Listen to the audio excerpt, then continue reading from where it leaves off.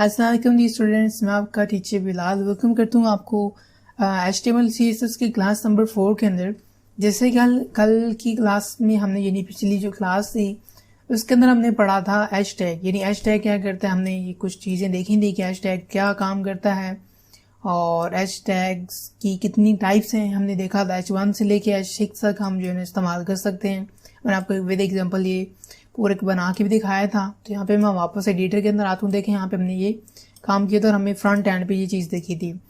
तो आज की क्लास के अंदर हमने देखना है पी टैग को। पी टैग क्या करता है, पैराग्राफ टैग। यानी आपने कोई पैराग्राफ लिखना है तो उसके ऊपर हम कैसे टैग ऐड करते हैं। बट उससे पहले कि हम आगे बढ़ें, आपसे मैं रिक्वेस्ट करूंगा अगर आप चैनल पे नए हैं तो चैनल को सब्सक्राइब कर लें और साथ ही लगे बेल आइकन को प्रेस कर दें ताकि जब भी नई वीडियो अपलोड करूं आपको जो है उसका बर वक्त नोटिफिकेशन टाइम पे मिल जाए। तो चलें आप स्टार्ट करते हैं अपनी क्लास को। ये चीज़ें हमने देखी नहीं कल। अभी ये नहीं पूछना कि इनका गैप कैसे कम छोटा बड़ा होगा, वो हमने बाद में देखने। भी फिलहाल आप देखते जाएं, मैं आपको सिर्फ टैग्स पढ़ा रहा हूँ, इनको कोई प्रॉपर अलाइनमेंट अरेंजमेंट नहीं पढ़ा रहा। तो अभी फिलहाल आप देखते जाएं कि जो आपको टैग्स पढ़ाए हैं, एच टैग, पी टैग, आगे हमने बहुत सारे टैग्स पढ़ने। बट फिलहाल आप जो ना उन टैग्स को याद करते जाएं, प्रैक्टिस करते जाएं। जब हमारा वो सारे टैग्स कंप्लीट हो जाएंगे फिर हम उन्हीं टैग्स को जोड़ के एक अच्छी सी वेबसाइट बना लेंगे। तो इसलिए ज़रूरी है कि सबसे पहले हम टैग्स को क्लियर करें। तो वापस आते हैं एडिटर के अंदर और यहाँ इन सब को मैं यहाँ से कर रहा हूँ डिलीट, यानी ख़त्म कर रहा हूँ। ठीक है, मुझे नहीं चाहिए। बाकी ऊपर वाला नहीं छेड़ना। आपको पता है कि बॉडी मेन टैग, इसको तो बिल्कुल छेड़ना ही नहीं है। आपने जो कुछ करना है इसके अंदर करना है। तो आज की क्लास के अंदर हमने पढ़ना है पी टैग को। बट पी टैग लगाने से पहले यहाँ पे मैं हैश टैग फिर से लगा रहा हूँ H1 यानी हेडिंग 1 और यहाँ पे मैं लेकर हूँ this is paragraph.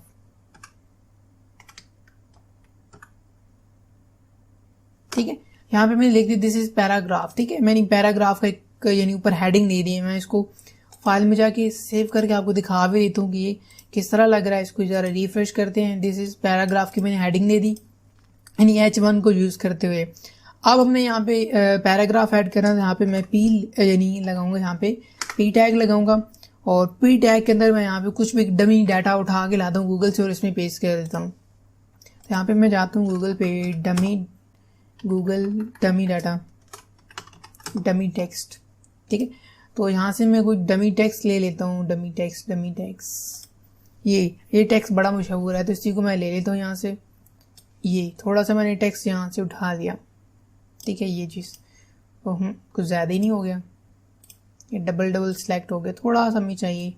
Let's suppose के मैं शुरू वाला चाह रहा हूँ कि ये सिलेक्ट कर लूँ, कॉपी करता हूँ और इसको जाके अपनी पैराग्राफ टेक्स्ट के अंदर जाके पेस्ट कर देता हूँ। फाइल में जाते हैं, सेव करते हैं और आके इसको रिफ्रेश करते हैं अपनी वेबसाइट को। इसको हम ख़त्म कर देते हैं, देन आके रिफ्रेश।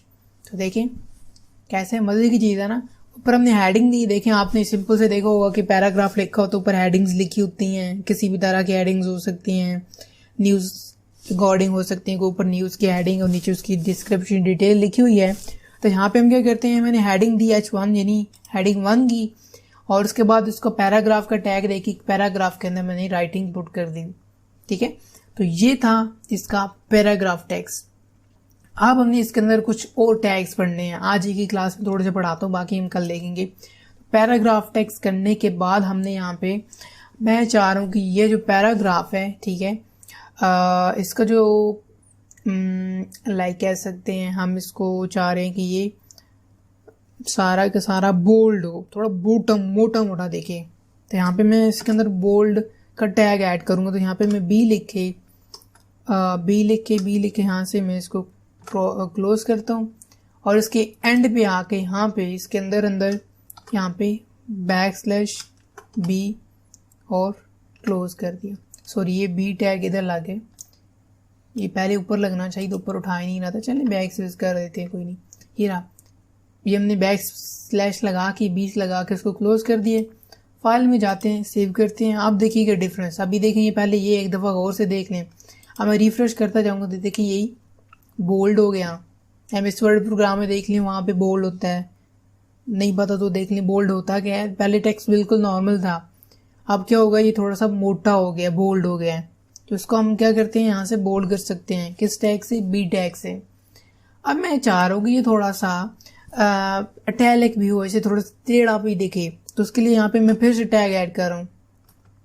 ठीक है। यहाँ पे मैं टैग ऐड करता हूँ आई टैग ऐड करता हूँ, ठीक। आई टैग लगा दिया और ये जो टैग था हमें चाहिए था आखिर पे थे, यहाँ पे इसको मैं सिलेक्ट करके कट कर लेता हूँ और मैं इधर जाके इसको पेस्ट कर देता हूँ। देखिए ना, क्लोज भी तो करना है ना, जो भी टैग शुरू करना है एंड लाजमी करना है।